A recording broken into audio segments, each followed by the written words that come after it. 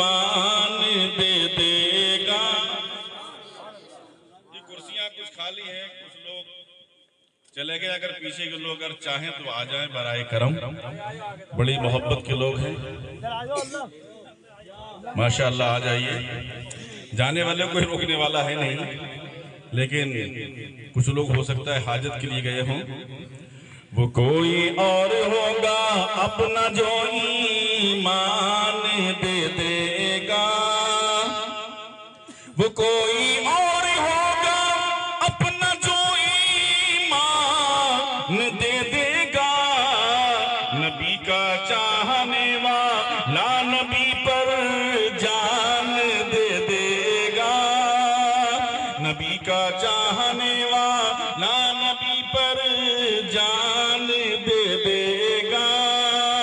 اور تلاوت کر کلام پاک کی ہو جائے گا اندازہ، تلاوت کر کلام پاک کی ہو جائے گا اندازہ۔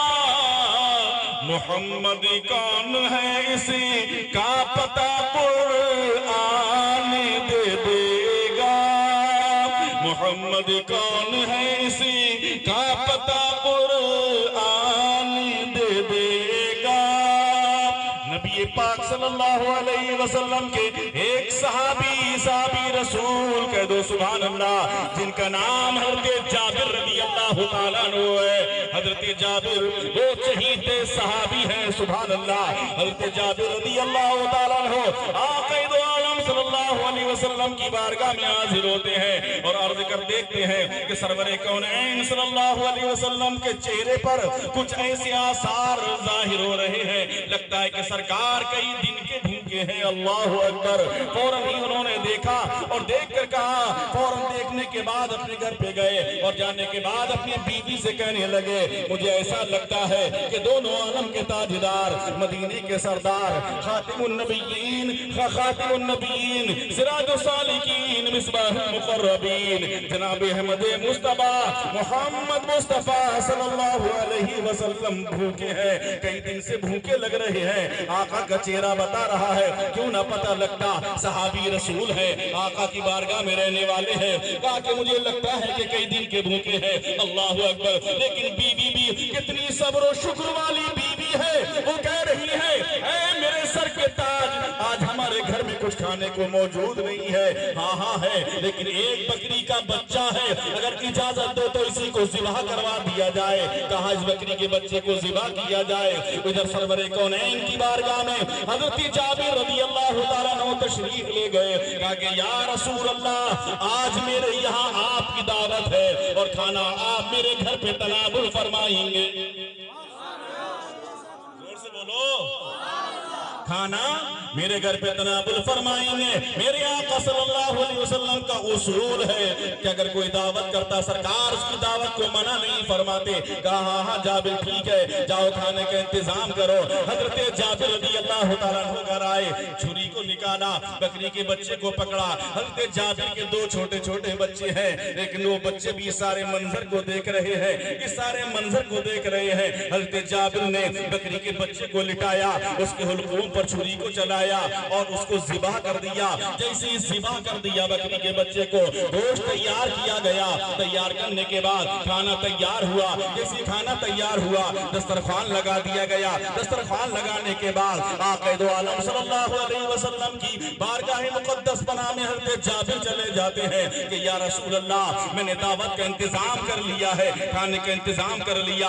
ادھر حضرت جابر رسول اللہ کے کھانے کا انتظام کر رہے تھے، ادھر ان دونوں بچوں نے دیکھا کہ ہمارے باپ نے بکری کے بچے کو ذبح کیا ہے۔ ادھر حضرت جابر کھانے کے انتظام میں لگے ہوئے ہیں اور ادھر ایک بڑے بھائی نے چھوٹے بھائی کو بلایا، کہا آؤ کوئی کھیل کھیلیں گے۔ کہا کون سا کھیل کھیلو گے؟ کہا وہی کھیل کھیلیں گے جو ابھی ہمارے باپ نے بکری کے بچے کے ساتھ کھیل کھیلا ہے۔ کہا کہ آؤ ٹھیک ہے۔ بڑا بھائی اندر گیا، چھری لے کر آیا، آنے کے بعد اور چھوٹے بھائی کو مکان کی دیوار کے آڑ میں لٹا دیا اور لٹا کر اس کے حلقوم پر چھری کو چلا चला दिया, और जैसी छुरी को चलाया बच्चे की गर्दन कट गई है, बच्चे की गर्दन कट गई, खून निकल गया, जमीन लहूलुहान हो गई। बड़ा भाई था, देखकर खून बर्दाश्त नहीं कर पाया, डर गया अब मेरा क्या होगा, मेरे बाप मेरे साथ क्या करेंगे। डरने की वजह से मकान की छत पे चढ़ गया, और मकान की छत पे जब चढ़ा इतना डरा हुआ था कि मकान की छत से ही नीचे को गिरा, उसका भी इंतकाल हो गया था, वो भी खत्म हो चुका था। अल्लाहु अकबर। अब उसका भी इंतकाल हो गया, लेकिन ये खबर किसके कानों में आई, हजरत जाबिर की बीवी के कानों में आ गई कि नबी पाक की आज दावत है, और नबी मोहतरम की दावत है, और हमारे घर में तो मातम हो रहा है, हमारे बच्चों की लाशें पड़ी हुई हैं। हजरत जाबिर की बीवी गई और उस लाशें को उठाया, उठाने के बाद घर में रखा, और उसके ऊपर से एक कपड़ा बिछा दिया, ऊपर चादर को डाल दिया। डालने के बाद दूसरे बच्चे को देखा तो उस बच्चे को भी उठवाया, और उठाने के बाद उसको भी लिटा दिया, और उसके ऊपर भी कपड़ा डाल दिया।